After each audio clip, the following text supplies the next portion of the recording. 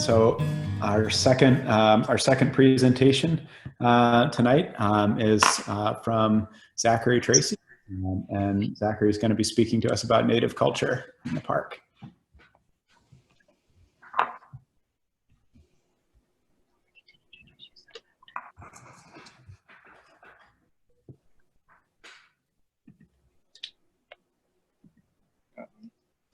Working on your screen share?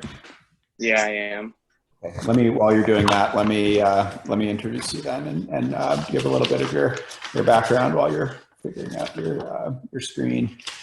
So Zachary is from Millinocket, and he is a senior at Stearns High School, and this is his second year in the BYCC. He worked on our southern crew last year, doing trail work primarily in the Kidney Pond area and Sentinel Mountain, as well as on the Hunt Trail on Katahdin. All right, looks like you got your screen shared, Zach. Yeah. So, thank you. Great, you're all set.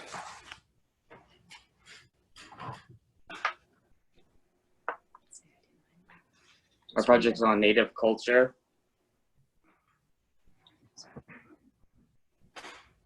Natives were members of the. Oh, this is a cool picture I found on the internet that I thought looked nice.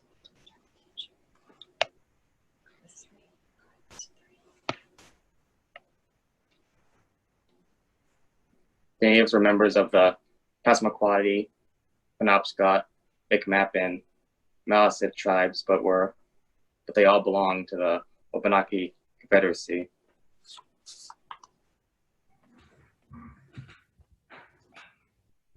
Types of knives. Two on the left are wooden antler handles for slitting and cutting. The other knives were called men's crooked knives made with wood or antlers and seal skin.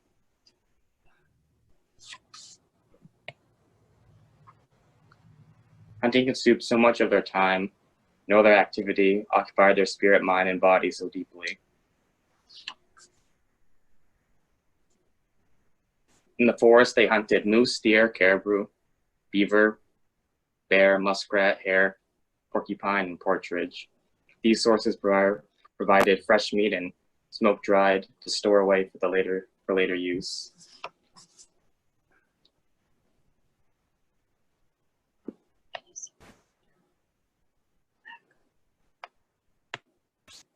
Depending on the season, Native Americans had to travel to other areas to hunt or plant specific animals and vegetables. At the end of April, families would go down to the main villages and plant corn. They stayed there until sometime in July when the crops could be taken up. In September, families worked their way back into the forest for their proper hunting territories. Middle of September until November, the season for moose calling was in full swing. Their hunting tools consisted of a bow, a simple firefoot, stave arrows, as well as by a lance and knife. The Penobscot depended on fishing for a big part of their food supply. One of the greatest seasonal events for the Penobscot was the spear fishing of salmon. When the lightning bugs would start to appear in late June, they would say it was a sign for salmon spearing. The Penobscot salmon I read could be up to 40 pounds. The natives stand on a ledge near the falls or rapids and speared the fish as they came by.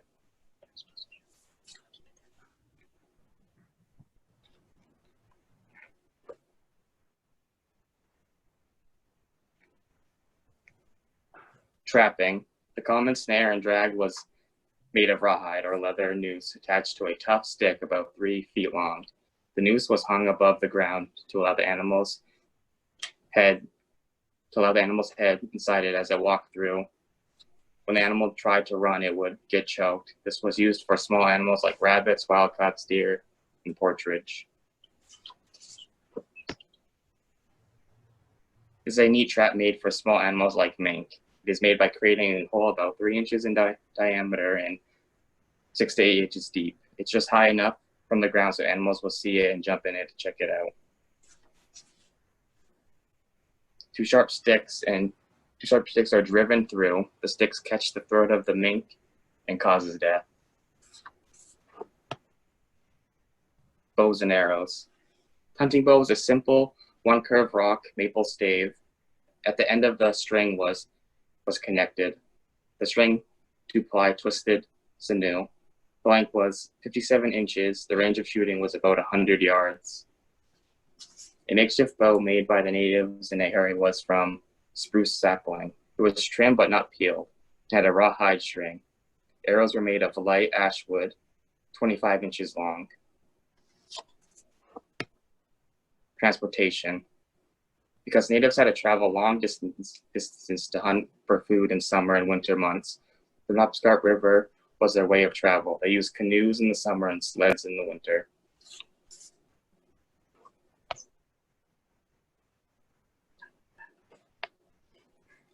Usually took 2 men a week to build a birch bark canoe. They would use an axe, a crooked knife, and an awl. The birch bark covering was usually in one large piece with the way outside surface being placed inside.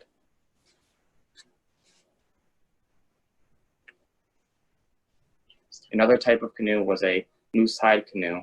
They could make those in a day and a half. Even though they were faster to make, it was still a very time-consuming job. First, they took 2 full moose hides and had to soak them and remove all the hair. They would cut the ribs out, shave down, and smooth out the skins. So the skins, they would build the frame place and form the wet skins onto the frame, then sew them to overlapping parts. They used the ribs for inside the canoe to make it sturdy and to shape it. This kind of canoe was only temporary. They often made these while in the woods to carry home big loads. Winter transportation. In the winter, they used sleds to travel down the river. Natives made drag sleds for big game they caught. These were made from wood and were 6 feet long and 2.5 feet wide. Or that they didn't use dogs. They used a pair of pokers and a shod with iron to propel the sleds. They also used toboggans. Snowshoes were very important for the natives. There are multiple ways to make the snowshoes. The Wabanaki tribes used about the same. They had one piece from 2 bars and deer or moose rawhide filling with similar qualities of weave and fasting.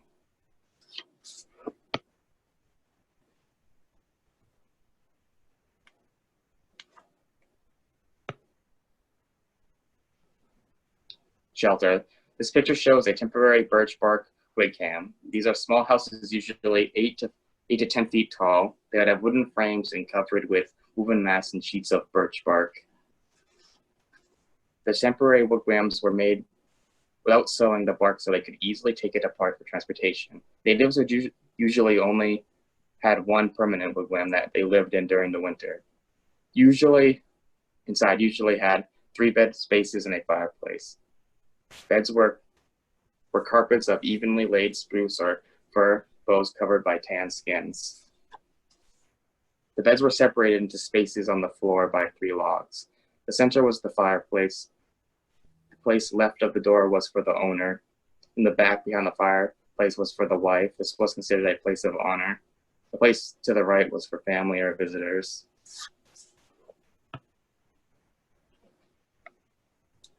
One thing I found out to be really neat was reading about legends the natives believed.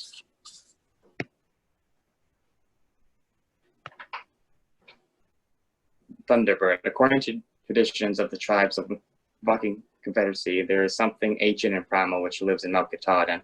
Native Americans believe Mount Katahdin is the home of the powerful entities called Thunderbirds.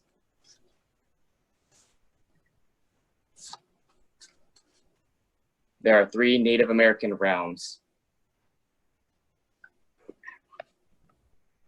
Native American realms of the eastern woodlands and the plains viewed the cosmos as divine.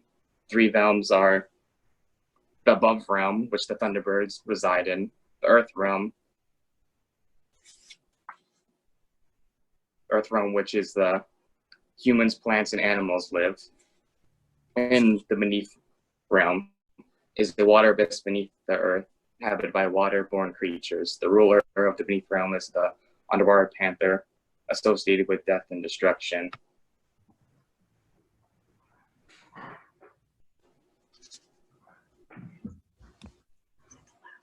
The last one I found really cool is Pomola.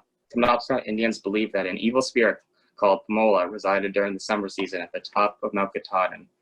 They offered sacrifices to him to appease him, so they would not be cursed. And they usually wouldn't go to the top of the mountain because they feared him, and they worried what happened to them if they went up. And that finishes my presentation.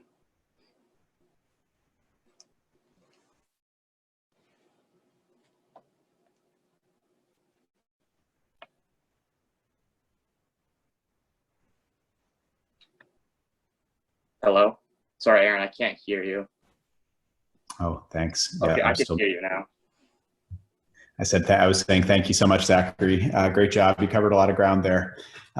Who has questions for Zachary? Emma. What made you choose Native culture? Like, why were you interested in it? I've always been interested in Native culture. I like their weapons and what they use. I thought the tomahawk was always really cool. When I was little, I used to find cool rocks that were shaped like that, and I would use duct tape to tie around sticks and pretend. I thought it was really cool. I've always liked the legends. I thought Thunderbirds and all that stuff were very cool. Cool. Zachary, can you talk about the sources you used and the books you used to put together your presentation and for your project over the course of the summer? I have them close by. You want me to put them to the camera and show them? I used a Katahdin historical journey that had by John W. Neff. Mm-hmm. And the one that gave like a lot of my information that was really cool, had tons of stuff in it, was Penobscot Man by Frank G. Speck. And it was really cool. I used some online sources. Just for some pictures, not much. Yeah, great, fantastic. Other questions for Zachary? All right. So that did you get that picture of Pomola sitting with Roy Dudley? That's a classic. Yeah. I can't remember if I sent you a copy of Chimney Pond Tales, but did you come across that book in your reading this summer? I actually got it from Penobscot Man. Oh, that was in there. Yeah, wow, neat. I didn't realize that was there. Other questions for Zachary? I got a question. Great. Thanks, Kyle. Zachary, do you know Tim Smith? No. He runs a survival school in Masardis. He recommended that book to me, Penobscot Man. I had read very little of it, but he makes all these old Native American tools. You might be interested in it. I don't know. He makes crooked knives. He shows people how to make them, and so if you're into that sort of stuff, he might be someone to check out. That's really cool. Thanks for telling me. Great job, Zachary. Thanks so much.